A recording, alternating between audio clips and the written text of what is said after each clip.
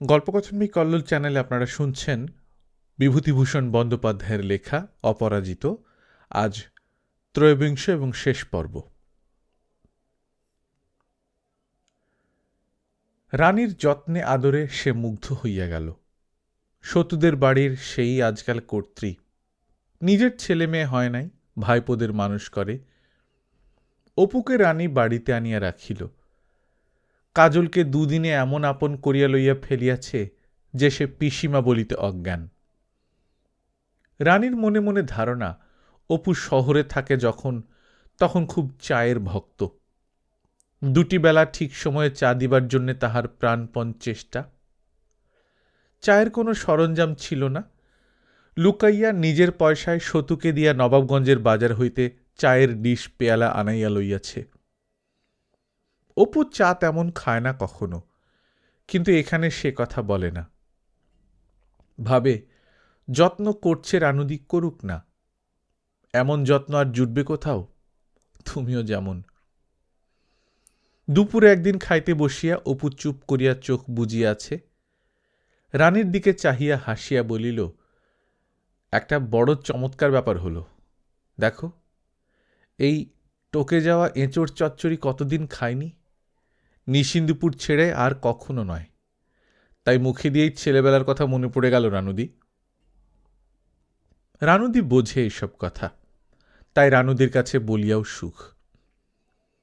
এ কয়দিন আকাশটা ছিল মেঘ মেঘ, কিন্তু হঠাৎ কখন মেঘ কাটিয়া গিয়াছে সে জানে না। বৈকালে ঘুম ভাঙিয়া উঠিয়া সে অবাক চোখে চুপ করিয়া বাহিরের রোয়াকে বসিয়া রহিল। বাল্যের সেই অপূর্ব বৈকাল, যাহার জন্যে প্রথম প্রথম বিরহী বালক মন কত হাঁপাইয়াছে বিদেশে। ক্রমে একটা অস্পষ্ট মধুর স্মৃতিমাত্র মনে আঁকিয়া রাখিয়া সেটা কবে মন হইতে বেমালুম অন্তর্হিত হইয়া গিয়াছিল। মনে পড়ে, ছেলেবেলায় এইসব সময়ে ঘুম ভাঙিয়া তাহার মনটা কেমন অকারণে খারাপ হইত। একদিন কেমন কান্না আসিত। বিছানায় বসিয়া ফুঁপাইয়া ফুঁপাইয়া কাঁদিত। তাহার মা ঘাট হইতে আসিয়া বলিত, ওই উড়ে গেল, ওই কেঁদো না খোকা, বাইরে এসে পাখি দেখো তো। আহা, তোমার বড় দুঃখ খোকন, তোমার নাতি মরেছে, পুতি মরেছে, 7 ডিঙে ধন সমুদ্রে ডুবে গিয়েছে, তোমার বড় দুঃখ। কেঁদো না, কেঁদো না, আহা। রানী পাতকুয়া হইতে জল তুলিয়া লইয়া যাইতেছে। অপু বলিল, মনে পড়ে রানুদি, এই উঠোনে এমন সব বিকেলে বউচুরি খেলা খেলতুম কত, তুমি, আমি, দিদি, সতু, ন্যাড়া। রানু বলিল, আহা, তাই বুঝি ভাবছিস বসে বসে? কত মালা গাঁথতুম মনে আছে বকুলতলায়? সারাদিন বকুলতলাতেই পড়ে আছি আমি, দুর্গা। আজকালকার ছেলেমেয়েরা আর মালা গাঁথে না। বকুল ফুল আর তেমন পড়ে থাকে না, কালে কালে সবই যাচ্ছে। কিছু পরে জল লইয়া ফিরিবার সময় বলিলে, এক কাজ কর না কেন অপু, সতু তো তোদের নীলমণি জ্যাঠার দরুন জমাটা ছেড়ে দেবে। তুই কেন গিয়ে বাগানটা নিগে জানা, তোদেরই তো ছিল। ও যা, নিজের জমি জমায় বিক্রি করে ফেললে সব, তা আবার জমার বাগান রাখবে। নিবি তুই? অপু বলিল, মায়ের বড় ইচ্ছে ছিল রানুদি, মরবার কিছুদিন আগেও বলতো বড় হলে বাগানখানা নিস অপু। আমার আপত্তি নেই, যা দাম হবে আমি দেব। প্রতি সন্ধ্যায় সতুদের রোয়াকে মাদুর পাতা হয়। রানী, লীলা, অপু, ছেলেপিলেদের মজলিস বসে। সতুও যোগ দেয়, তবে তামাকের দোকান বন্ধ করিয়া আসিতে তাহার রাত হইয়া যায়। অপু বলে, আচ্ছা, আজকাল তোমরা ঘাটের পথে সাঁড়াতলায় পিঠে দাও না রানুদি? কই, সেই সাঁড়া গাছটা তো নেই সেখানে। রানু বলে, সেটা মরে গিয়েছে, তার পাশেই একটা চারা দেখিসনি, সিঁদুরে দেওয়া আছে। নানা পুরানো কথা হয়। অপু জিজ্ঞাসা করে, ছেলেবেলায় একবার পঙ্গপালের দল এসেছিল, মনে আছে লীলাদি? গ্রামের একটি বিধবা যখন নববধূ রূপে এই গ্রামে প্রথম আসেন, অপু তখন ছেলে মানুষ। তিনিও সন্ধ্যার পরে এই বাড়িতে আসেন। অপু বলে, খুড়িমা, আপনি নতুন এসে কোথায় দুধে আলতার পাথরে দাঁড়িয়েছিলেন মনে আছে আপনার? বিধবাটি বললেন, সেসব কি আর এ জন্মের কথা বাবা?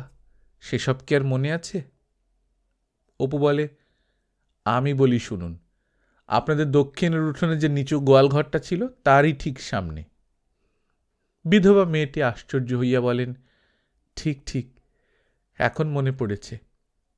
এতদিনের কথা তোমার মনে আছে বাবা? তাদেরই বাড়ির আর এক বিবাহে কোথা হইতে তাদের এক কুটুম্বিনী আসেন, খুব সুন্দরী। এতকাল পরে তার কথা ওঠে। সবাই তাকে দেখিয়াছিল সে সময়, কিন্তু নামটা কাহারও মনে নাই। অপু বলে, দাঁড়াও রানুদি, নাম বলছি। তার নাম সুবাসিনী। সবাই আশ্চর্য হইয়া যায়। লীলা বলে, তোর তখন বয়স 8 কি 9, তোর মনে আছে তার নাম? সুবাসিনী বটে। সবারই মনে পড়ে নামটা। অপু মৃদু মৃদু হাসি মুখে বলে, আরও বলছি শোনো, ডুরে শাড়ি পরত, রাঙা জমির ওপর ডুরে দেওয়া না? বিধবা বধূটি বলেন, ধন্যী বাপু, যা হোক, রাঙা ডুরে পড়ত ঠিকই, বয়স ছিল 22-23। তোমার তখন বয়স বছর আষ্টেক হবে, 26-27 বছর আগেকার কথা যে। অপুর খুব মনে আছে, অত সুন্দরী মেয়ে তাদের গায়ে আসে নাই ছেলেবেলায়। সে বলিল, রাঙা শাড়ি পরে আমাদের উঠোনের কাঁঠাল তলায় জল সইতে গিয়ে দাঁড়িয়েছে। ছবিটা দেখতে পাচ্ছি এখনো। এখানকার বৈকালগুলি সত্যিই অপূর্ব। এত জায়গায় তো সে বেড়াইল, মাসখানেক এখানে থাকিয়া মনে হইল এমন বৈকাল সে কোথাও দেখে নাই। বিশেষ করিয়া বৈশাখ জ্যৈষ্ঠ মাসের মেঘহীন এই বৈকালগুলিতে সূর্য যেদিন অস্ত যাইবার পথে মেঘাবৃত না হয়, শেষ রাঙা আলোটুকু পর্যন্ত বড় গাছের মগডালে বাঁশঝাড়ের আগায় হালকা সিঁদুরের রং মাখাইয়া দেয়, সেদিনের বৈকাল। এমন বিল্লফুলের অপূর্ব সুরভি মাখানো, এমন পাখি ডাকা উদাস বৈকাল, কোথায় এর তুলনা? এত বেলগাছও কি এ দেশটায়? ঘাটে পথে এপাড়া ওপাড়া সর্বত্র বিল্লফুলের গন্ধ। একদিন জ্যৈষ্ঠের প্রথমটা, বৈকালে আকাশ অন্ধকার করিয়া ঈশান কোণ হইতে কালবৈশাখীর মেঘ উঠিল। তারপরেই খুব ঝড়। এই বছরের প্রথম কালবৈশাখী। অপু আকাশের দিকে চাহিয়া চাহিয়া দেখিল, তাদের পোড়ো ভিটার বাঁশবনের মাথার উপরকার দৃশ্যটা কি সুপরিচিত। বাল্যে এই মাথা দোলানো বাঁশঝাড়ের উপরকার নীলকৃষ্ণ মেঘসজ্জা মনে কেমন সব অনতিস্পষ্ট আশা আকাঙ্ক্ষা জাগাইত, কত কথা যেন বলিতে চাহিত।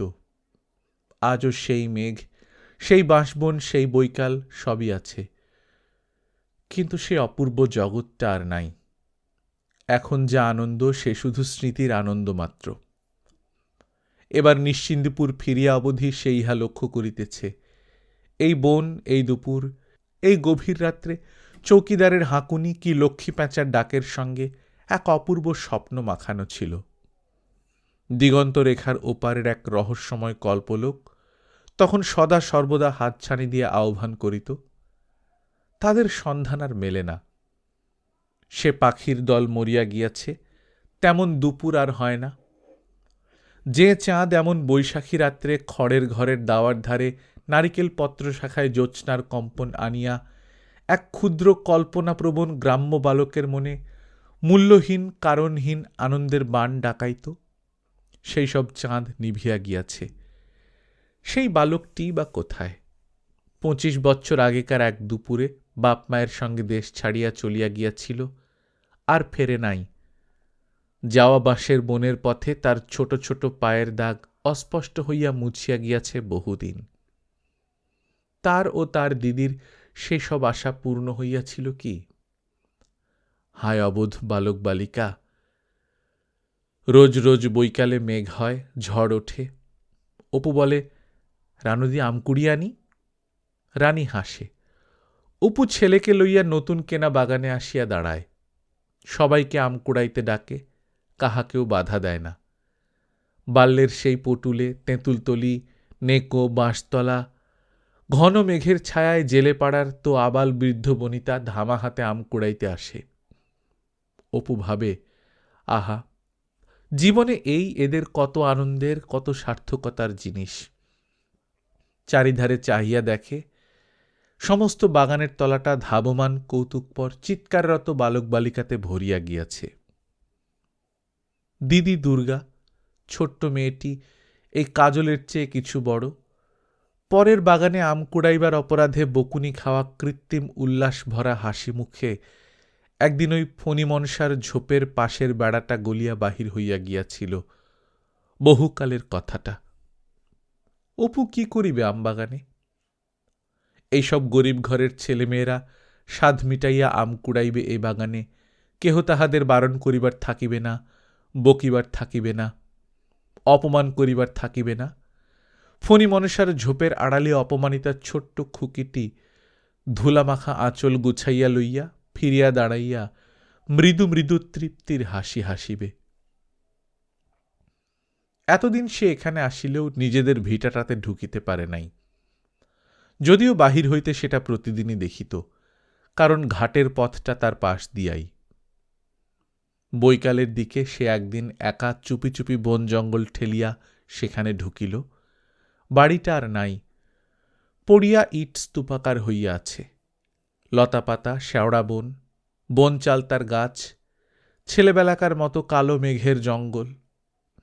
পিছনের বাঁশঝাড়গুলা এই দীর্ঘ সময়ের মধ্যে বাড়িয়া চারিধারে ঝুঁকিয়া পড়িয়াছে। কোনো ঘরের চিহ্ন নাই, বন জঙ্গল রাঙা রোদ বাঁশের মগদালে। পশ্চিমের পাঁচিলের গায়ে সেই কুলুঙ্গিটা আজও আছে, ছেলেবেলার যে কুলুঙ্গিটাতে সে ভাঁটা বাতাবি লেবুর বল কড়ি রাখিত। এত নিচু কুলুঙ্গিটা তখন কত উঁচু বলিয়া মনে হইত। তাহার মাথা ছাড়াইয়া উঁচু ছিল, ডিঙাইয়া দাঁড়াইলে তবে নাগাল পাওয়া যাইত। ঠেস দেওয়ালের গায়ে ছুরি দিয়া ছেলেবেলায় একটা ভূত আঁকিয়াছিল, সেটা এখনো আছে। পাশেই নীলমণি জ্যাঠামশায়ের পোড়ো ভিটা, সেও ঘন বনে ভরা, চারিধার নিঃশব্দ নির্জন। এই পাড়াটাই জনহীন হইয়া গিয়াছে, এধার দিয়া লোকজনের যাতায়াত বড় কম। এই সে স্থানটি কতদিন আগে যেখানে দিদি ও সে একদিন চড়ুই ভাতি করিয়াছিল। কণ্টকাকীর্ণ শেয়াকুল বনে দুর্গম দুর্ভেদ্য হইয়া পড়িয়াছে সারা জায়গাটা। পোড়ো ভিটার সেই বেলগাছটা, একদিন যার তলায় ভীষ্মদেব সরসজ্জা পাতিতেন তাহার 9 বৎসরের শৈশবে, সেটা এখনো আছে। পুষ্পিত শাখা প্রশাখার অপূর্ব সুবাসে অপরাহ্নের বাতাস স্নিগ্ধ করিয়া তুলিয়াছে। পাঁচিলের ঘুরঘুরিটা কত নিচু বলিয়া মনে হইতেছে, এইটাতেই অপু আশ্চর্য হইল। বারবার কথাটা তার মনে হইতেছিল, কত ছোট ছিল তখন, খোকার মতো অতটুকু বোধ হয়। কাঁচা কলাইয়ের ডালের মতো সেই কি লতার গন্ধ বাহির হইতেছে।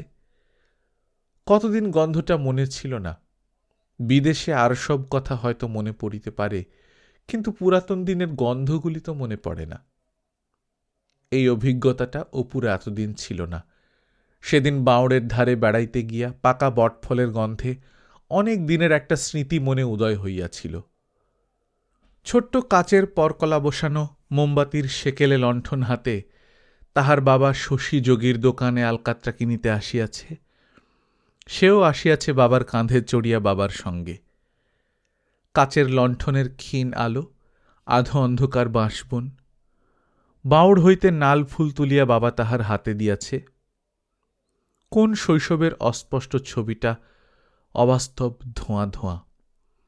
পাকা বটফলের গন্ধে কতকাল পরে তাহার অত্যন্ত শৈশবের একটি সন্ধ্যা আবার ফিরিয়া আসিয়াছিল সেদিন। পোড়ো ভিটার সীমানায় প্রকাণ্ড একটা খেজুর গাছে কাঁদি কাঁদি ডাঁসা খেজুর ঝুলিতেছে। এটা সেই চারা খেজুর গাছটা দিদি যার ডাল কাটারি দিয়া কাটিয়া গোড়ার দিকে দড়ি বাঁধিয়া খেলা ঘরের গরু করিত। কত বড় ও উঁচু হইয়া গিয়াছে গাছটা। এখানে খিড়কি দোরটা ছিল, চিহ্ন নাই কোনো।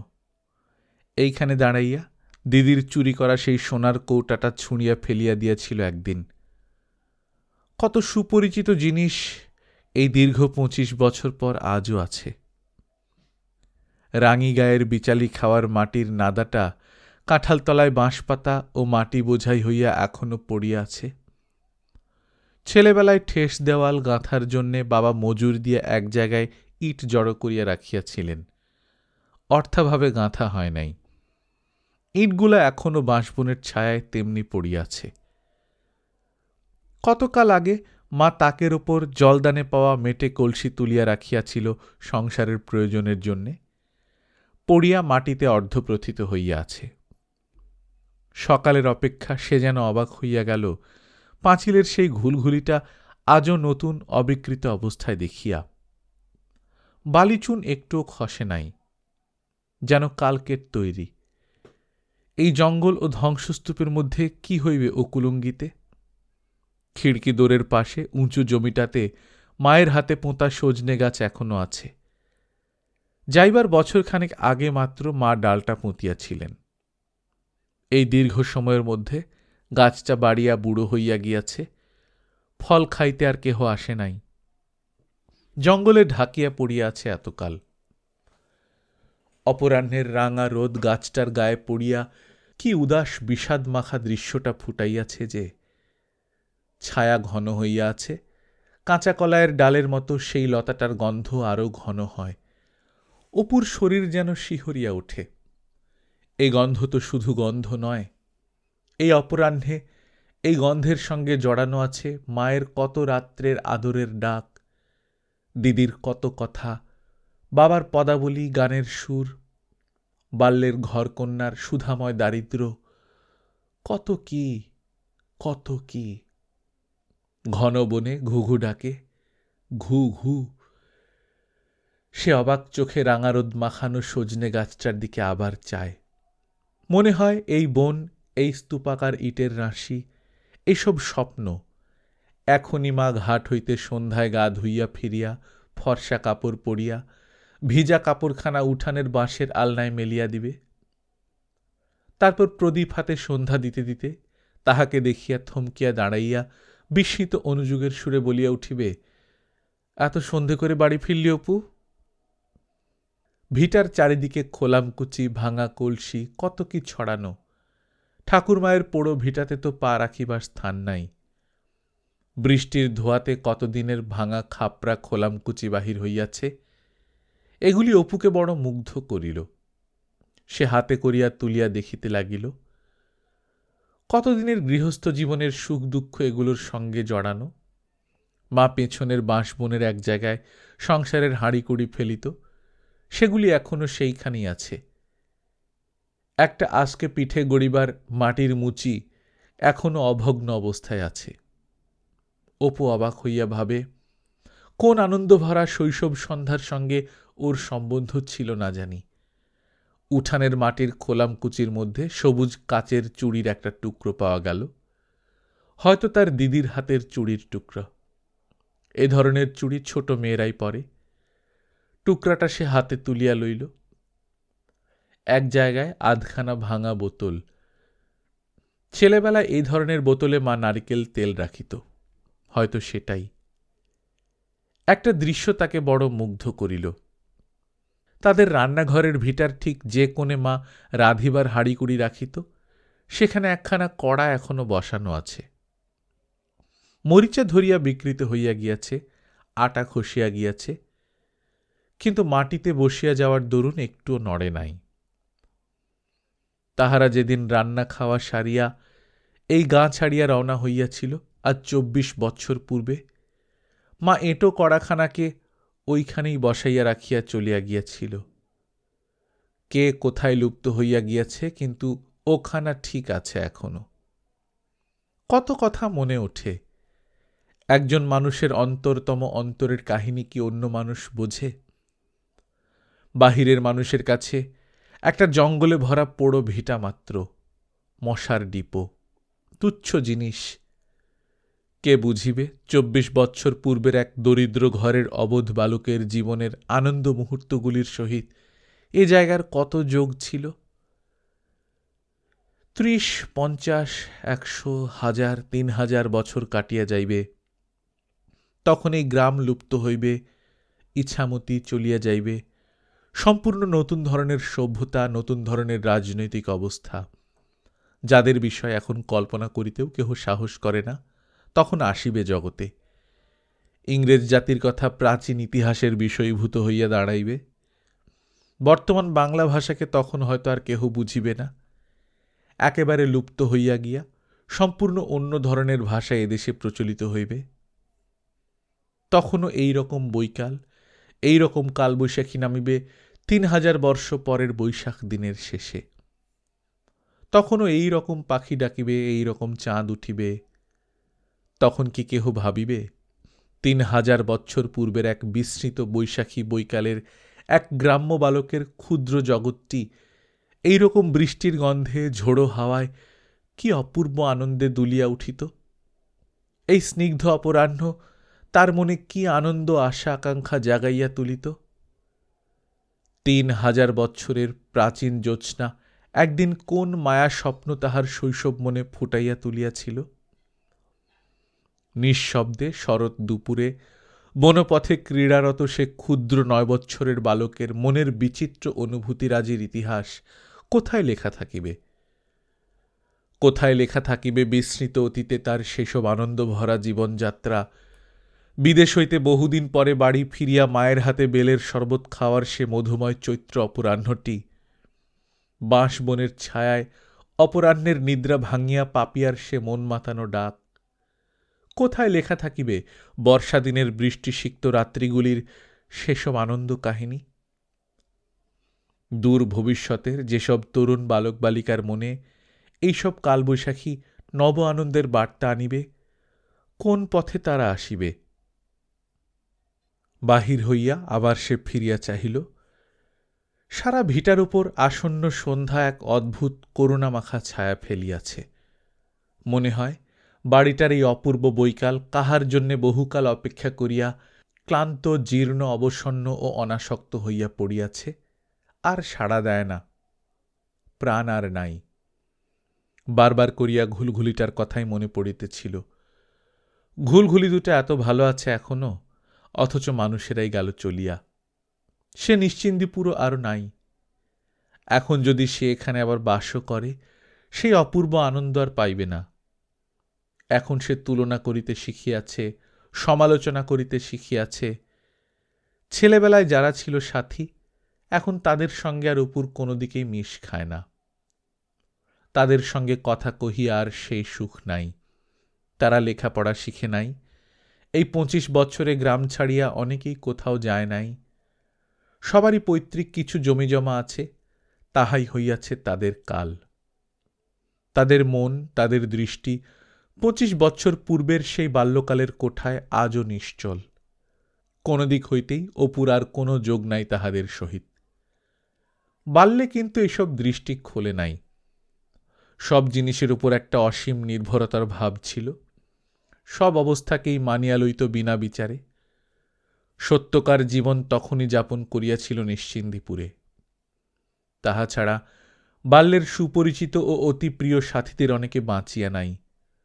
বোষ্টম দাদু নাই, জ্যাঠাইমা, রানুদির মা নাই, আশালতাদি বিবাহের পর মরিয়া গিয়াছে, পটু এদেশ হইতে উঠিয়া গিয়া অন্য কোথাও বাস করিতেছে, নেড়া, রাজু রায়, প্রসন্ন গুরুমশাই কেহই আর নাই।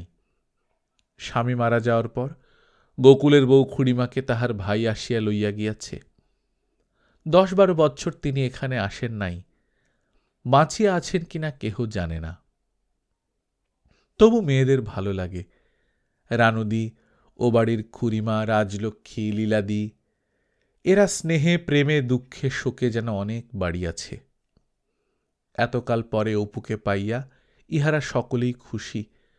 কথায় কাজে এদের ব্যবহার মধুর ও অকপট। পুরাতন দিনের কথা এদের সহিত কহিয়া সুখ আছে। বহুকালের খুঁটিনাটি কথাও মনে রাখিয়াছে। হয়তোবা জীবনের পরিধি উহাদের সংকীর্ণ বলিয়াই, ক্ষুদ্র বলিয়াই এতটুকু তুচ্ছ জিনিসও আঁকড়াইয়া রাখিয়াছে। আজ সে এই কথা বুঝিয়াছে। জীবনে অনবরত বিরুদ্ধ অবস্থার সঙ্গে লড়াই করিয়া চলিতে হইয়াছিল বলিয়াই আজ সে যাহা পাইয়াছে, এখানে পৈতৃক জমিজমার মালিক হইয়া নির্ভাবনায় বসিয়া থাকিলে তাহা পাইত না। আজ যদি সে বিদেশে যায়, সমুদ্র পারে যায়, যে চোখ লইয়া সে যাইবে, নিশ্চিন্দপুরে গত ২৫ বৎসর নিষ্ক্রিয় জীবনযাপন করিলে সেই চোখ খুলিত না।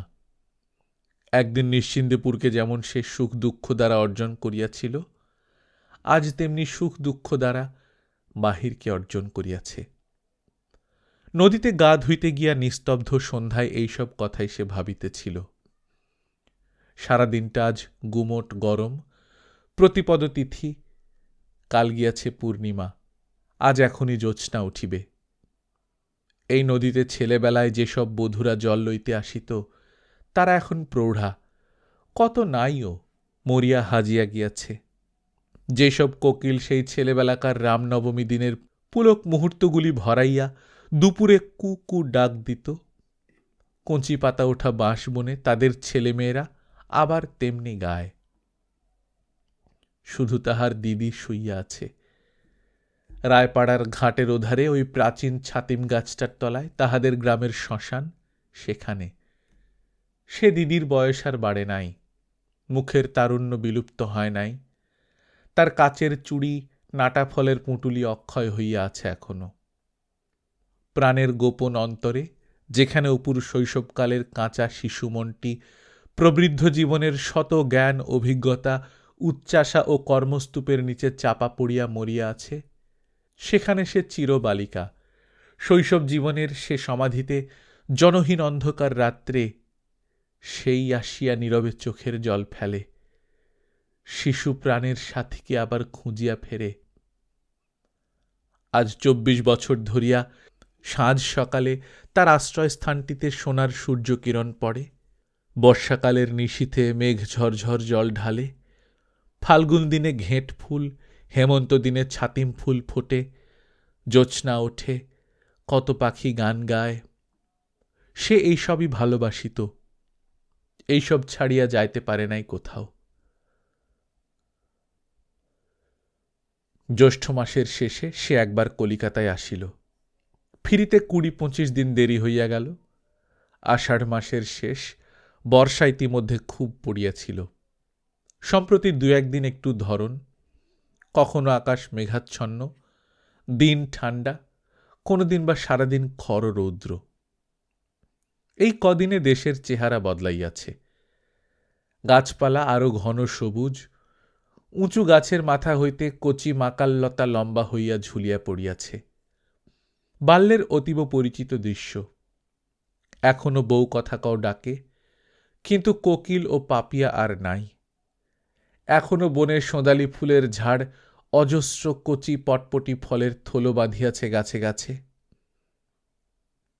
কটুগন্ধ ঘেঁটকোল রোজ বেলা শেষে কোন ঝোপঝাপের অন্ধকারে ফোটে।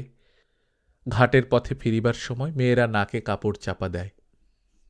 কি পরিচিত, কি অপূর্ব ধরনের পরিচিত সবই, অথচ বেমালুম ভুলিয়া গিয়াছিল সবটা এতদিন।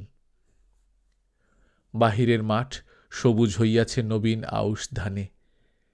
এই সময় একদিন সে সম্পূর্ণ অপ্রত্যাশিতভাবে আর একটা অভিজ্ঞতা, আর একটা অদ্ভুত অভিজ্ঞতা লাভ করিল। খুব রৌদ্র, দুপুর ঘুরিয়া গিয়াছে, বেলা 3টার কম নয়। অপু কি কাজে গ্রামের পেছন দিকের বনের পথ ধরিয়া যাইতেছিল। দুধারে বর্ষার বনঝোপ ঘন সবুজ, বাঁশবনে একটা কঞ্চি হইতে হলদে পাখি উড়িয়া আর একটা কঞ্চিতে বসিতেছে। একটা জায়গায় ঘন বনের মধ্যে সুঁড়িপথ, বড় গাছের পাতার ফাঁক দিয়া ঝলমলে পরিপূর্ণ রৌদ্র পড়িয়া কচি সবুজ পাতার রাশি স্বচ্ছ দেখাইতেছে। কেমন একটা অপূর্ব সুগন্ধ উঠিতেছে বনঝোপ হইতে। সে হঠাৎ থমকিয়া দাঁড়াইয়া গেল সেই দিকে চাহিয়াই। তাহার সেই অপূর্ব শৈশব জগৎটা ঠিক এইরকম সুঁড়িবনের পথ বাহিয়া এমনই রৌদ্রালোকিত ঘুঘু ঢাকা দীর্ঘ শ্রাবণ দিনে দুপুর ঘুরিয়া বৈকাল আসিবার পূর্ব সময়টিতে সে ও দিদি চৌশালিকের বাসা, পাকা মাকাল ফল, মিষ্টি রাং চিতার ফল খুঁজিয়া বেড়াইত। দুপুর রোদের গন্ধ মাখানো, কত লতা দোলানো সেই রহস্যভরা করুণ মধুর আনন্দ লোকটি। মাইল বাহিয়া এ গতি নয়, সেখানে যাওয়ার যানবাহন নাই। পৃথিবীর কোথায় যেন একটি পথ আছে যাহা সময়ের বিথিতল বাহিয়া মানুষকে লইয়া চলে তার অলক্ষিতে। ঘন ঝোপের ভেতর উঁকি মারিতেই চক্ষের নিমেষে তাহার 26 বৎসর পূর্বের শৈশব লোকটিতে আবার সে ফিরিয়া গেল। যখন এই বন, এই নীল আকাশ, উজ্জ্বল আনন্দ ভরা এই রৌদ্রমাখানো শ্রাবণ দুপুরটাই ছিল জগতের সবটুকু। বাহিরের বিশ্বটা ছিল অজানা, সে সম্বন্ধে কিছু জানিতও না, ভাবিতও না। রঙে রঙে রঙিন, রহস্যঘন সেই তার প্রাচীন দিনের জগৎটা। এ যেন নবযৌবনের উৎসমুখ। মন বারবার এর ধারায় স্নান করিয়া হারানো নবীনত্বকে ফিরিয়া পায়। গাছপালার সবুজ, রৌদ্রালোকের প্রাচুর্য, দুর্গা টুনটুনের অবাধ কাকলি, ঘন শুনিপথের দূর পারে শৈশব সঙ্গিনী দিদির ডাক যেন শোনা যায়। কতক্ষণ সে অবাক হইয়া দাঁড়াইয়া রহিল, বুঝাইবার ভাষা নাই। এই অনুভূতি মানুষকে বোবা করিয়া দেয়। অপুর চোখ ঝাপসা হইয়া আসিল। কোন দেবতা তার প্রার্থনা শুনিয়াছিলেন? তার নিশ্চিন্দিপুর আশা সার্থক হইল। আজ মনে হইতেছে যৌবন তার স্বর্গের দেবতাদের মতো অক্ষয়। অনন্ত সে জগৎটা আছে, তার মধ্যেই আছে। হয়তো কোনো বিশেষ পাখির গানের সুরে কি কোনো বনফুলের গন্ধে শৈশবের সেই হারানো জগৎটা আবার ফিরিবে। অপুর কাছে সেটা একটা আধ্যাত্মিক অনুভূতি।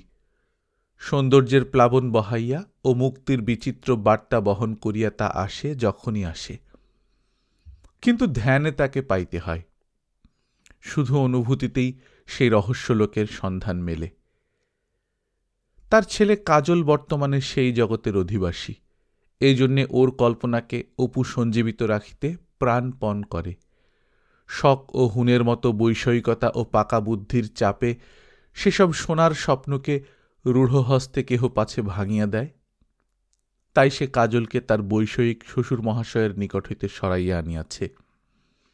নিশ্চিন্দিপুরের মাস বনে, মাঠে ফুলে ভরা বন ঝোপে, নদী তীরের উলুখড়ের নির্জন চরে সেই অদৃশ্য জগৎটার সঙ্গে ওর সেই সংযোগ স্থাপিত হোক, যা একদিন বাল্যে তার নিজের একমাত্র পার্থিব ঐশ্বর্য ছিল। নিশ্চিন্দিপুর, 17ই আষাঢ়। ভাই প্রণব, অনেকদিন তোমার কোনো সংবাদ পাই নাই, কোনো সন্ধানও জানতুম না। হঠাৎ সেদিন কাগজে দেখলুম তুমি আদালতে কমিউনিজম নিয়ে এক বক্তৃতা দিয়েছ। তা থেকেই তোমার বর্তমান অবস্থা জানতে পারি। তুমি জানো না বোধ হয়, আমি অনেকদিন পরে আমার গ্রামে ফিরেছি।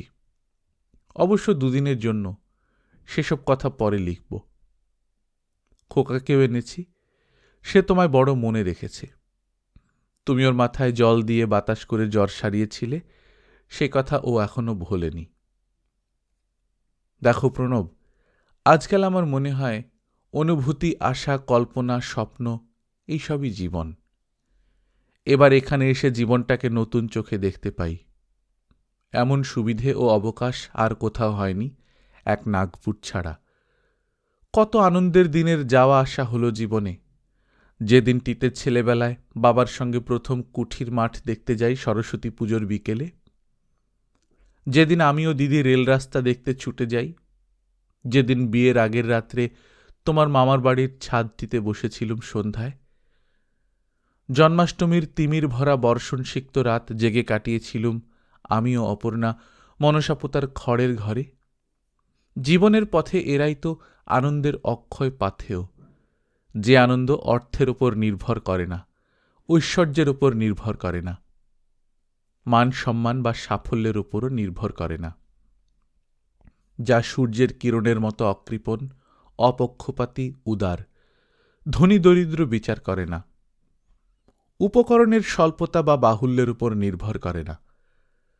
বড়লোকের মেয়েরা নতুন মোটর কিনে যে আনন্দ পায়, মা অবিকল সেই আনন্দই পেতেন যদি নেমন্তন্ন থেকে আমি ভালো ছাঁদা বেঁধে আনতে পারতুম।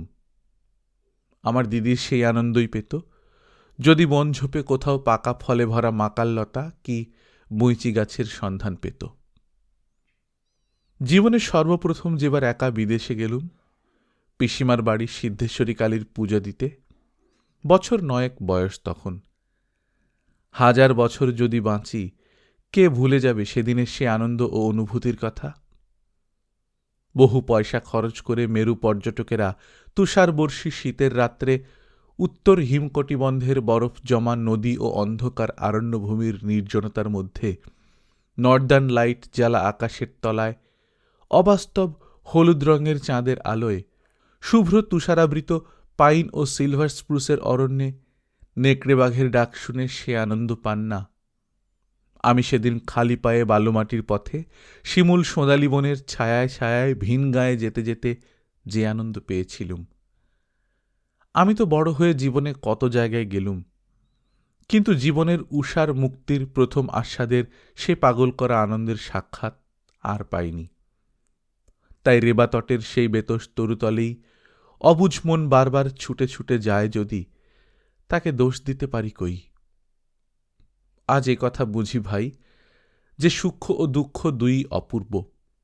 জীবন খুব বড় একটা রোমান্স, বেঁচে থেকে একে ভোগ করাই রোমান্স। অতি তুচ্ছতম হীনতম একঘেয়ে জীবনও রোমান্স। এই বিশ্বাস এতদিন আমার ছিল না। ভাবতুম লাফালাফি করে বেড়ালেই বুঝি জীবন সার্থক হয়ে গেল। তা নয় দেখলুম ভাই, এর সুখ দুঃখ আশা নিরাশা আত্মার যে কি বিচিত্র অমূল্য অ্যাডভেঞ্চার, তা বুঝে দেখতে ধ্যান দৃষ্টির প্রয়োজনীয়তা আছে। তা আসে এই রহস্যমাখা যাত্রাপথের অমানবীয় সৌন্দর্যের ধারণা থেকে। শৈশবের গ্রামখানাতে ফিরে এসে জীবনের এই সৌন্দর্য রূপটাই শুধু চোখে দেখছি।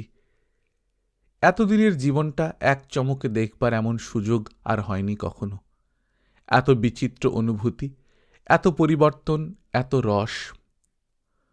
অনেকক্ষণ শুয়ে শুয়ে চারিধারের রৌদ্রদীপ্ত মধ্যাহ্নের অপূর্ব শান্তির মধ্যে কত কথাই মনে আসে।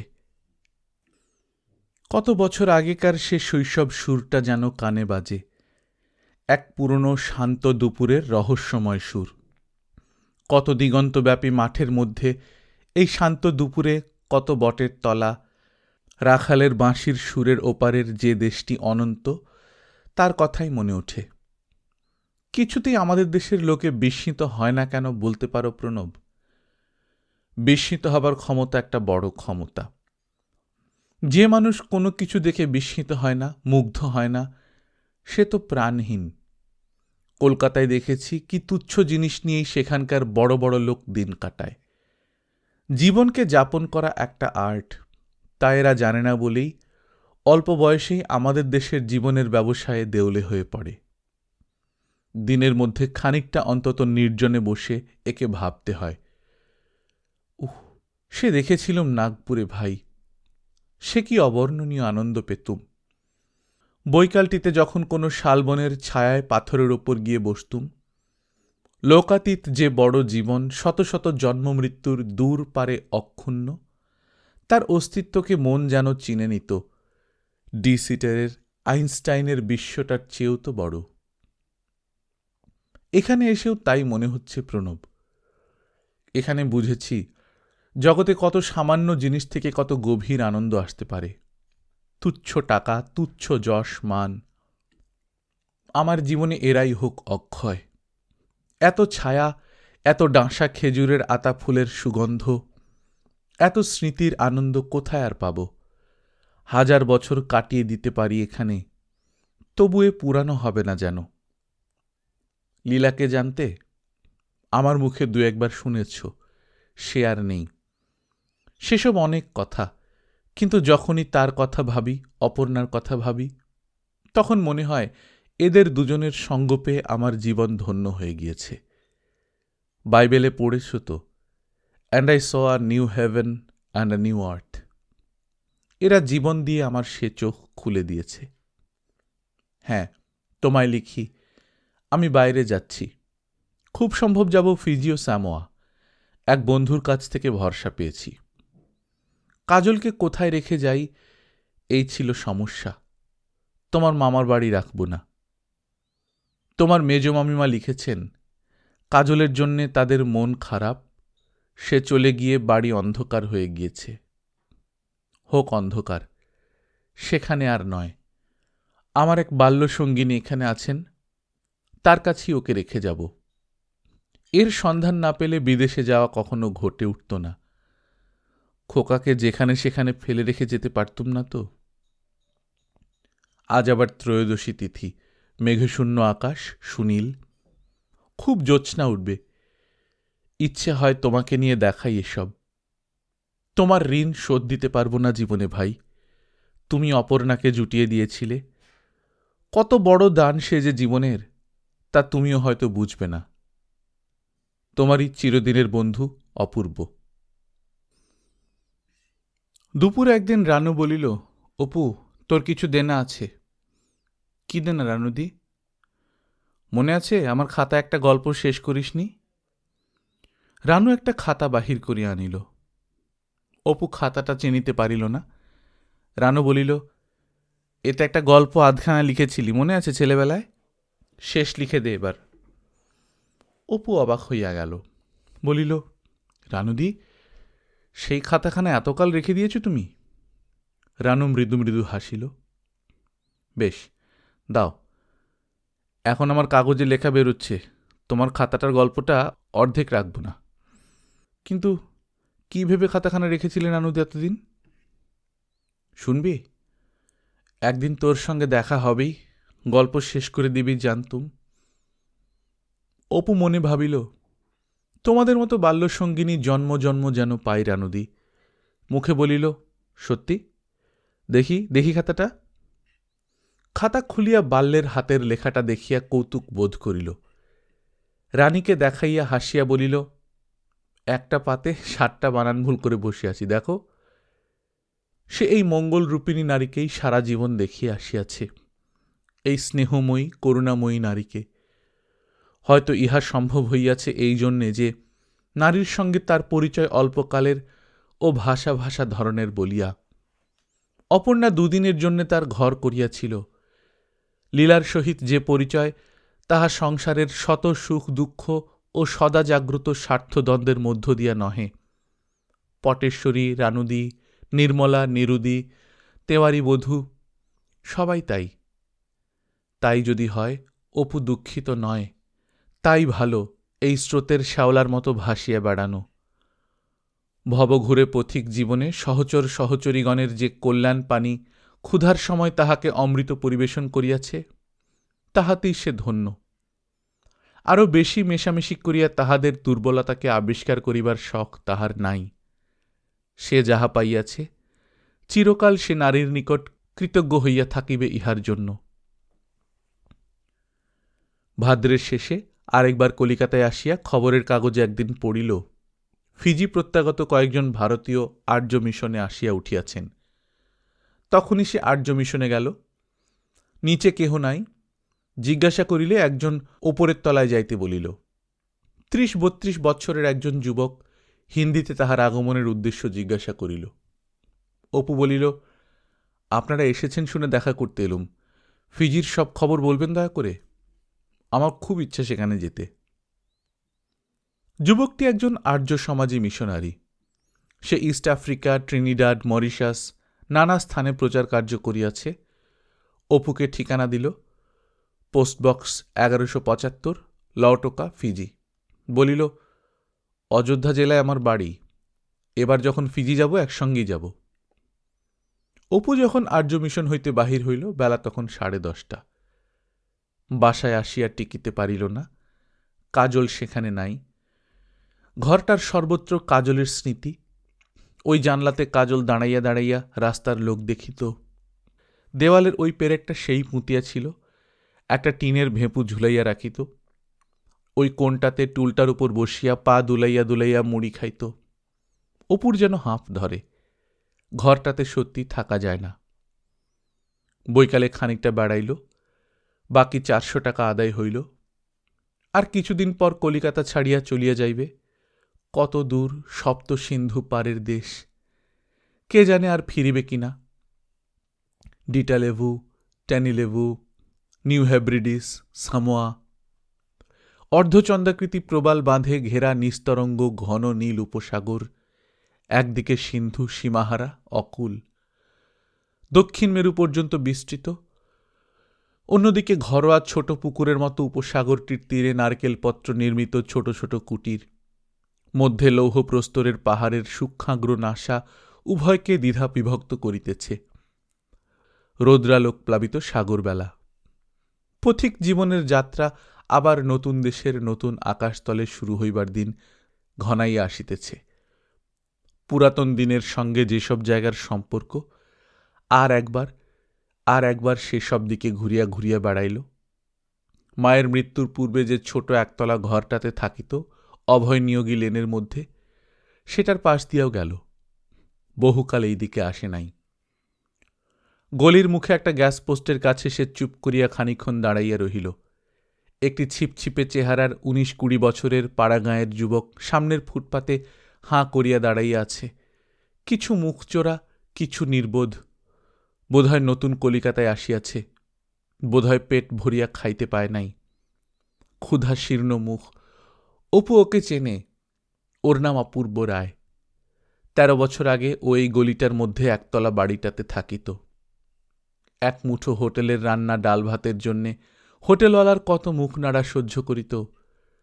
মায়ের সঙ্গে দেখা করিবার প্রত্যাশায় পাঁচিলের গায়ে দাগ কাটিয়া ছুটির আর কতদিন বাকি হিসাব রাখিত। দাগগুলি জামরুল গাছটার পাশের লোনা ধরা পাঁচিলের গায়ে আজও হয়তো আছে। সন্ধ্যার অন্ধকারে গ্যাস জ্বলিয়ে ওঠার সঙ্গে সঙ্গে যুবকের ছবি মিলাইয়া গেল। বাসার নির্জন ছাদে একা আসিয়া বসিল। মনে কি অদ্ভুত ভাব, কি অদ্ভুত অনুভূতি। নবমীর জ্যোৎস্না উঠিয়াছে। কেমন সব কথা মনে ওঠে, বিচিত্র সব কথা। বসিয়া বসিয়া ভাবে, এইরকম জ্যোৎস্না আজ উঠিয়াছে তাদের মনসাপোতার বাড়িতে, নাগপুরের বনে তার সেই বাংলোর সামনের মাঠে। বাল্যে সেই একবারটি গিয়াছিল লক্ষণ মহাজনের বাড়ি, তাদের উঠানের পাশে সেই পুকুর পাড়টাতে, নিশ্চিন্দিপুরের পোড়ো ভিটাতে। অপর্ণা ও সে শ্বশুরবাড়ির যে ঘরটাতে শুইত তারই জানলার গায়ে, চাঁপদানিতে পটেশ্বরীদের বাড়ির উঠানে, দেওয়ানপুরের বোর্ডিংয়ের কম্পাউন্ডে। জীবনের সহিত জড়ানো এইসব স্থানের কথা ভাবিতেই জীবনের বিচিত্রতা, প্রগাঢ় রহস্য তাহাকে অভিভূত করিয়া ফেলিল। এবার কলিকাতা হইতে বাড়ি ফিরিবার সময় মাঝের পাড়া স্টেশনে নামিয়া অপু আর হাঁটিয়া বাড়ি যাইতে পারিল না। খোকাকে আজ 1.5 মাস দেখে নাই। ছক্রোশ রাস্তা পায়ে হাঁটিয়া বাড়ি পৌঁছিতে সন্ধ্যা হইয়া যাইবে। খোকার জন্যে মন এত অধীর হইয়া উঠিয়াছে যে এত দেরি করা একেবারে অসম্ভব। বাবার কথা মনে হইল। বাবাও ঠিক তাকে দেখিবার জন্যে, দিদিকে দেখিবার জন্যে এমনি ব্যস্ত হইয়া উঠিতেন প্রবাস হইতে ফিরিবার পথে তাদের বাল্যে। আজকাল পিতৃহৃদয়ের এসব কাহিনী সে বুঝিয়াছে, কিন্তু তখন তো হাঁটিয়া যাওয়া ছাড়া পন্থা ছিল না। এখন আর সেদিন নাই। মোটর বাসে 1 ঘণ্টার মধ্যেই নিশ্চিন্দিপুর। যা একটু দেরি সে কেবল বেত্রবতীর খেয়াঘাটে। গ্রামে পৌঁছিতে অপুর প্রায় বেলা 3টা বাজিয়া গেল। সন্ধ্যার কিছু পূর্বে মাদুর পাতিয়া রানুদিদের রোয়াকে ছেলেকে লইয়া বসিল। লীলা আসিল, রানু আসিল, ও বাড়ির রাজলক্ষ্মী আসিয়া বসিল।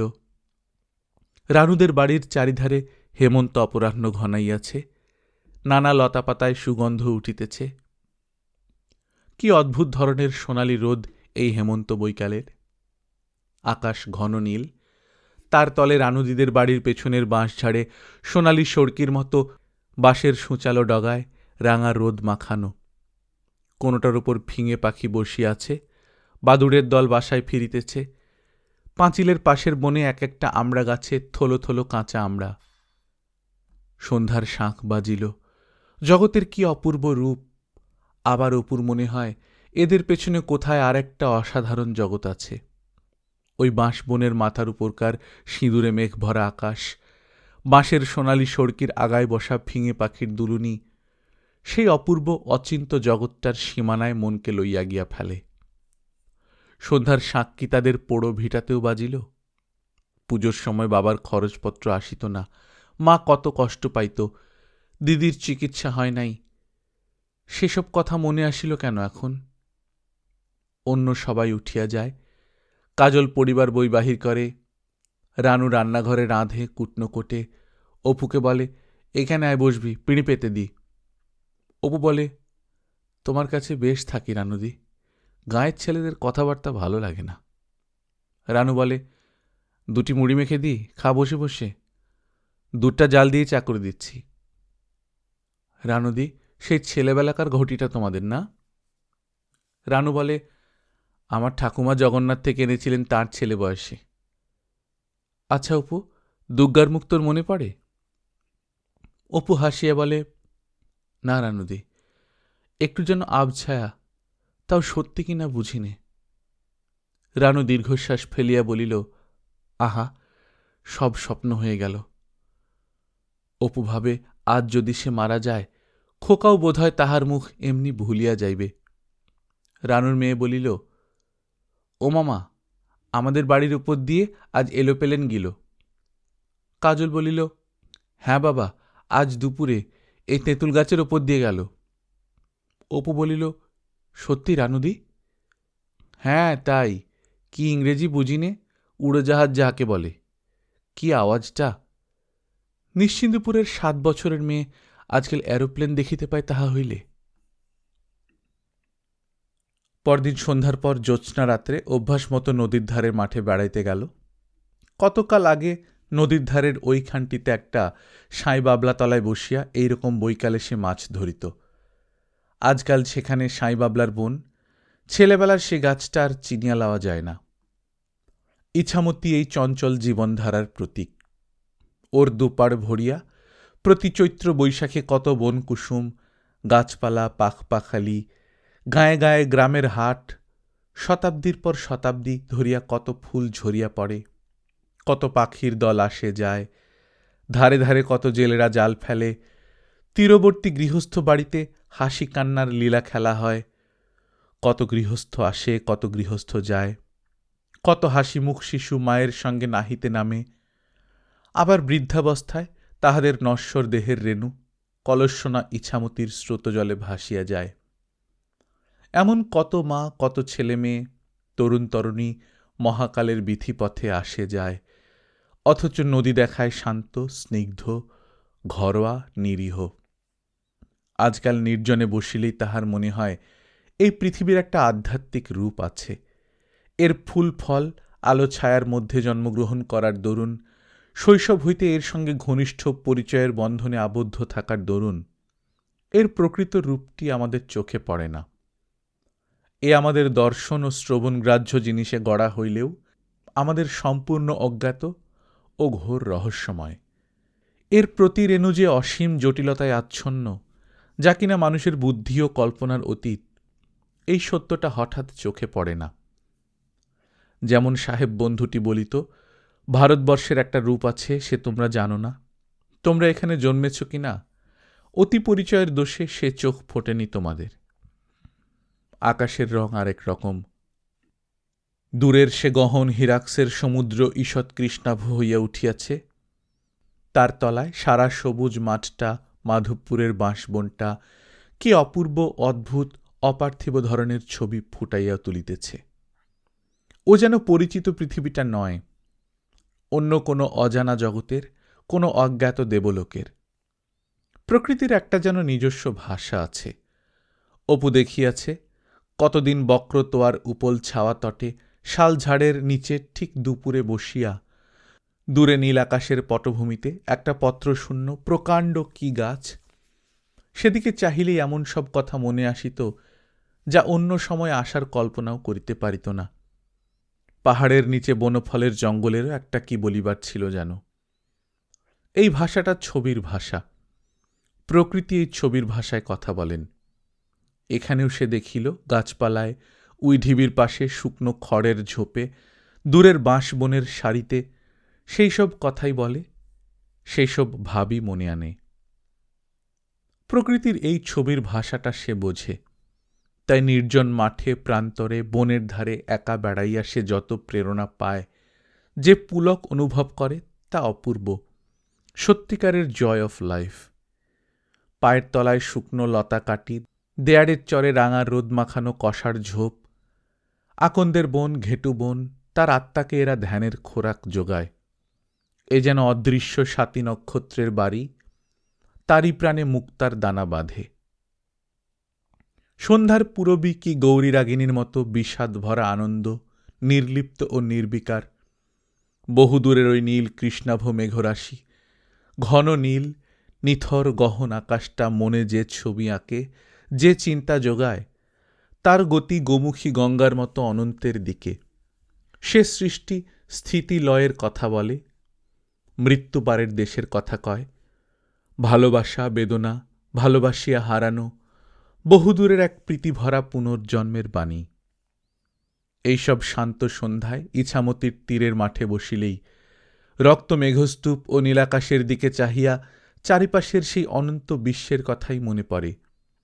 মনে পড়ে বাল্যে এই কাঁটা ভরা সাঁই বাবলার ছায়ায় বসিয়া বসিয়া মাছ ধরিতে ধরিতে সে দূর দেশের স্বপ্ন দেখিত।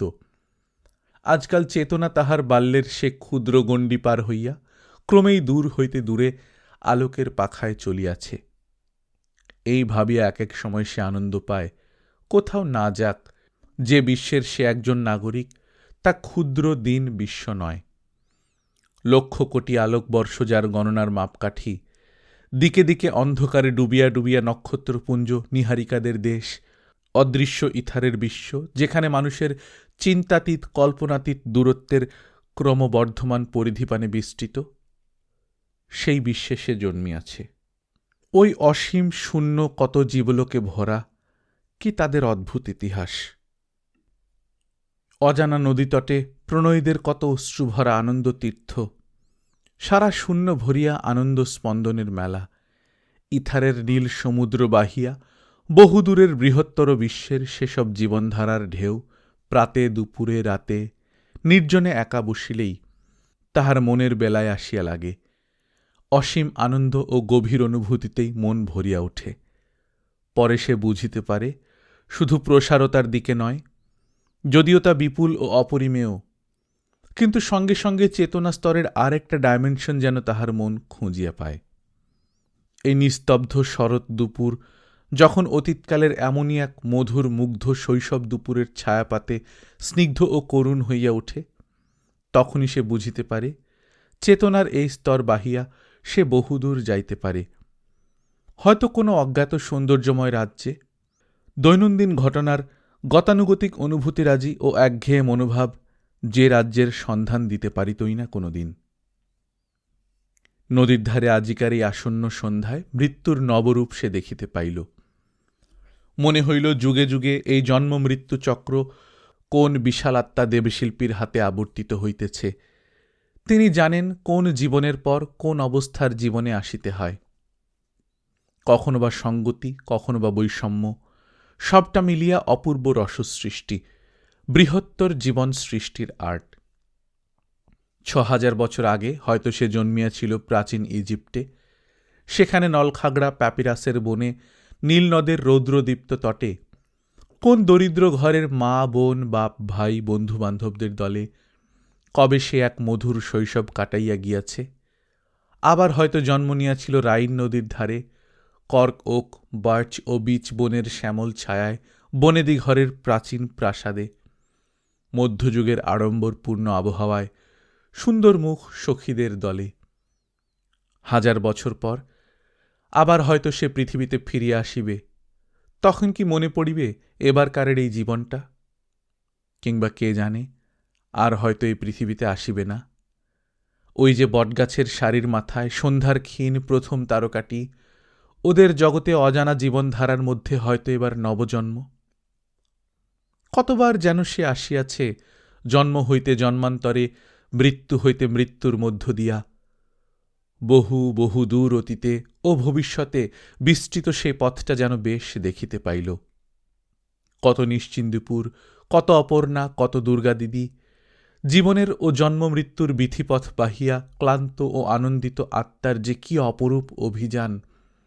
শুধু আনন্দে, যৌবনে, জীবনে, পুণ্যে ও দুঃখে, শোকে ও শান্তিতে, এই সবটা লইয়া যে আসল বৃহত্তর জীবন, পৃথিবীর জীবনটুকু যার ক্ষুদ্র ভগ্নাংশ মাত্র, তার স্বপ্ন যে শুধুই কল্পনা বিলাস, এ যে হয় না, তা কে জানে।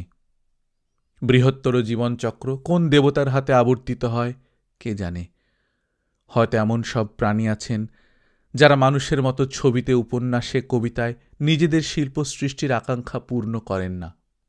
তারা এক এক বিশ্ব সৃষ্টি করেন। তার মানুষের সুখ দুঃখে, উত্থানে পতনে আত্মপ্রকাশ করাই তাদের পদ্ধতি। কোন মহান বিবর্তনের জীব তার অচিন্তনীয় কলাকুশলতাকে গ্রহে গ্রহে নক্ষত্রে নক্ষত্রে এরকম রূপ দিয়েছেন তা কে জানে। একটি অবর্ণনীয় আনন্দে, আশায়, অনুভূতিতে, রহস্যে মন ভরিয়া উঠিল। প্রাণবন্ত তার আশা, সে অমর ও অনন্ত জীবনের বাণী বনলতার রৌদ্রদগ্ধ শাখাপত্রের তিক্ত গন্ধ আনে, নীল শূন্যে বালি হাঁসের সাঁই সাঁই রব শোনায়। সে জীবনের অধিকার হইতে তাহাকে কাহারও বঞ্চনা করিবার শক্তি নাই। তার মনে হইল সে দিন নয়, দুঃখী নয়, তুচ্ছ নয়, ওটুকু শেষ নয়, এখানে আরম্ভও নয়। সে জন্ম জন্মান্তরের পথিক আত্মা, দূর হইতে কোন সুদূরের নিত্যনূতন পথহীন পথে তার গতি। এই বিপুল নীল আকাশ, অগণ্য জ্যোতির্লোক, সপ্তর্ষিমণ্ডল, ছায়াপথ, বিশাল অ্যান্ড্রোমিডা নীহারিকার জগৎ, বহির্সদ পিতৃলোক, এই শত সহস্র শতাব্দী তার পায়ে চলার পথ। তার ও সকলের মৃত্যু দ্বারা অস্পষ্ট যে বিরাট জীবনটা নিউটনের মহাসমুদ্রের মতো সকলেরই পুরোভাগে অক্ষুণ্ণভাবে বর্তমান, নিঃসীম সময় বাহিয়া সে গতি সারা মানবের যুগে যুগে বাধাহীন হউক। অপু তাহাদের ঘাটের ধারে আসিল। ওইখানটিতে এমন এক সন্ধ্যার অন্ধকারে বনদেবী বিশালাক্ষী স্বরূপ চক্রবর্তীকে দেখা দিয়েছিল কতকাল আগে। আজ যদি আবার তাকে দেখা দেন। তুমি কে? আমি অপু। তুমি বড় ভালো ছেলে, তুমি কি বর চাও? অন্য কিছুই চাইনি। এ গাঁয়ের বনঝোপ, নদী, মাঠ, বাঁশবাগানের ছায়ায় অবোধ উদ্গ্রীব স্বপ্নময় আমার সেই 10 বছরের শৈশবটি, তাকে আরেকবার ফিরিয়ে দেবে দেবী? You enter it by the ancient way, through ivory gate and golden. ঠিক দুপুরবেলা। রানী কাজলকে আটকাইয়া রাখিতে পারে না, বেজায় চঞ্চল। এই আছে, কোথা দিয়া কখন সে বাহির হইয়া গিয়াছে কেহ বলিতে পারে না। সে রোজ জিজ্ঞাসা করে, পিসিমা, বাবা কবে আসবে? কতদিন দেরি হবে? অপু যাইবার সময় বলিয়া গিয়াছিল, রানুদি, খোকাকে তোমার হাতে দিয়ে যাচ্ছি, ওকে এখানে রাখবে, ওকে বলো না আমি কোথায় যাচ্ছি। যদি আমার জন্যে কাঁদে, ভুলিয়ে রেখো, তুমি ছাড়া ও কাজ আর কেউ পারবে না। রানু চোখ মুছিয়া বলিয়াছিল, ওকে এরকম ফাঁকে দিতে তোর মন সরছে? বোকা ছেলে, তাই বুঝিয়ে গেলি, যদি চালাক হতো। অপু বলিয়াছিল, দেখো, আরেকটা কথা বলি, ওই বাঁশবনের জায়গাটা তোমায় চলো দেখিয়ে রাখি। একটা সোনার কৌটো মাটিতে পোঁতা আছে আজ অনেক দিন, মাটি খুঁড়লেই পাবে। যদি আর না ফিরি, খোকা যদি বাঁচে, বৌমাকে কৌটোটা দিও সিঁদুর রাখতে। খোকাও কষ্ট পেয়ে মানুষ হোক, এত তাড়াতাড়ি স্কুলে ভর্তি করার দরকার নেই, যেখানে চায় যেতে দিও। কেবল যখন ঘাটে যাবে তুমি নিজে নাইতে নিয়ে যেও। সাঁতার জানে না, ছেলে মানুষ ডুবে যাবে, ও একটু ভীতু আছে, কিন্তু সে ভয় এ নেই তা নেই বলে ভেঙে দেওয়ার চেষ্টা করো না। কি আছে কি নেই তাকেও বলতে পারে না রানুদি। কোনো দিকেই গোঁড়ামি ভালো নয়, তা ওর উপর চাপাতে যাওয়ারও দরকার নেই। যা বোঝে বুঝুক, সেই ভালো। অপু জানিত কাজল শুধু তার কল্পনা প্রবণতার জন্য ভীতু। এই কাল্পনিক ভয় সকল আনন্দ, রোমান্স ও অজানা কল্পনার উৎসমুখ। মুক্ত প্রকৃতির তলায় খোকার মনের সব বৈকাল ও রাত্রিগুলি অপূর্ব রহস্যে রঙিন হইয়া উঠুক, মনে প্রাণে এই তাহার আশীর্বাদ। ভবঘুরে অপু আবার কোথায় চলিয়া গিয়াছে, হয়তো লীলার মুখের শেষ অনুরোধ রাখিতে কোন পোর্তোপ্লাতার ডুবোজাহাজের সোনার সন্ধানেই বা বাহির হইয়াছে। গিয়াছেও প্রায় 6-7 মাস হইল। সতুও অপুর ছেলেকে ভালোবাসে। সেই ছেলে বয়সের সেই দুষ্টু সতু আর নাই, এখন সংসারের কাছে ঠেকিয়া সম্পূর্ণ বদলাইয়া গিয়াছে।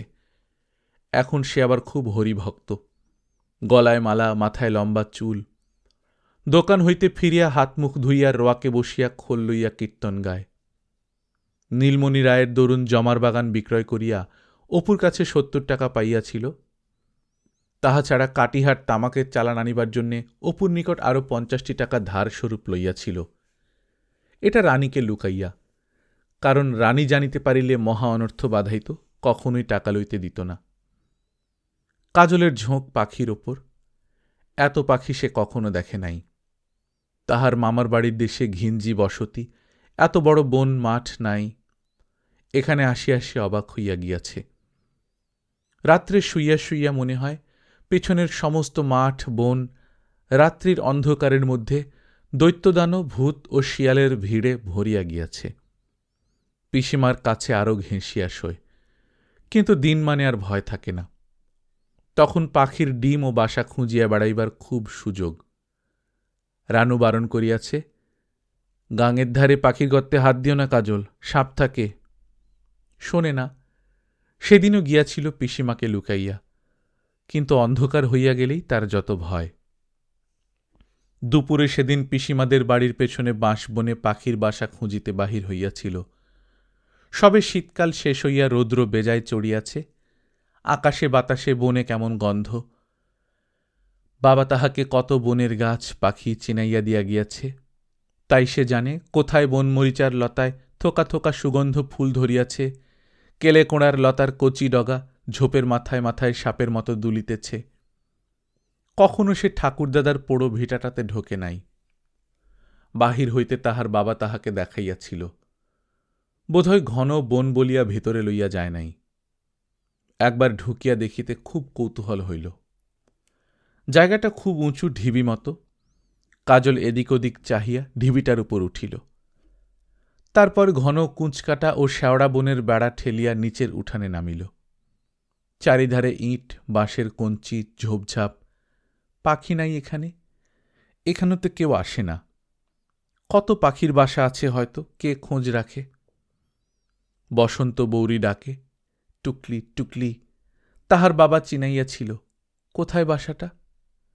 না এমনি ডালে বসিয়া ডাকিতেছে। মুখ উঁচু করিয়া খোকা ঝিঁকড়ে গাছের ঘন ডালপালার দিকে উৎসুক চোখে চাহিতে লাগিল। এক ঝলক হাওয়া যেন পাশের পোড়ো ঢিবিটার দিক হইতে অভিনন্দন বহন করিয়া আনিল। সঙ্গে সঙ্গে ভিটার মালিক ব্রজ চক্রবর্তী, ঠ্যাঙারে বীরু রায়, ঠাকুরদাদা হরিহর রায়, ঠাকুরমা সর্বজয়া, পিসিমা দুর্গা, জানা অজানা সমস্ত পূর্বপুরুষ দিবসের প্রসন্ন হাসিতে অভ্যর্থনা করিয়া বলিল, এই যে তুমি আমাদের হয়ে ফিরে এসেছ, আমাদের সকলের প্রতিনিধি যে আজ তুমি, আমাদের আশীর্বাদ নাও, বংশের উপযুক্ত হও। আরও হইল। সোঁদালি বনের ছায়া হইতে জল আহরণরত সহদেব, ঠাকুরমাদের বেলতলা হইতে সরসজ্জাশায়িত ভীষ্ম, এই ঝোপের ও ঝোপের তলা হইতে বীর কর্ণ, গান্ডীবধারী অর্জুন, অভাগিনী ভানুমতী, কপিধ্বজ রথে সারথী শ্রীকৃষ্ণ, পরাজিত রাজপুত্র দুর্যোধন, তমসা তীরের পর্ণকুটিরে প্রীতিমতী, তাপস বধূবেষ্টিতা অশ্রুমুখী ভগবতী দেবী জানকী, স্বয়ম্বর সভায় বরমাল্য হস্তে ভ্রাম্যমানা আনতবদনা সুন্দরী সুভদ্রা, মধ্যাহ্নের খররৌদ্রের মাঠে মাঠে গোচারণরত সহায় সম্পদহীন দরিদ্র ব্রাহ্মণ পুত্র ত্রিজট হাতছানি দিয়া হাসি মুখে অভ্যর্থনা করিয়া বলিল, এই যে তুমি, এই যে আবার ফিরে এসেছ, চেনো না আমাদের? কত দুপুরে ভাঙা জানলাটায় বসে বসে আমাদের সঙ্গে মুখোমুখি যে কত পরিচয়। এসো এসো। সঙ্গে সঙ্গে রানুর গলা শোনা গেল, ও খোকা, ওরে দুষ্ট ছেলে, এই এক গলা বনের মধ্যে ঢুকে তোমার কি হচ্ছে জিজ্ঞেস করি? বেরিয়ে আয় বলছি। খোকা হাসি মুখে বাহির হইয়া আসিল। সে পিসিমাকে মোটেই ভয় করে না। সে জানে পিসিমা তাকে খুব ভালোবাসে। দিদিমার পরে এক বাবা ছাড়া তাকে এমন ভালো আর কেউ বাসে নাই। ঠিক সেই সময় রানুর হঠাৎ মনে হইল, অপু ঠিক এমনি দুষ্টু মুখের ভঙ্গি করিত ছেলেবেলায়, ঠিক এমনটি। যুগে যুগে অপরাজিত জীবন রহস্য কি অপূর্ব মহিমাতেই আবার আত্মপ্রকাশ করে। খোকার বাবা একটু ভুল করিয়াছিল। 24 বৎসরের অনুপস্থিতির পর অবোধ বালক অপু আবার নিশ্চিন্দপুরে ফিরিয়া আসিয়াছে।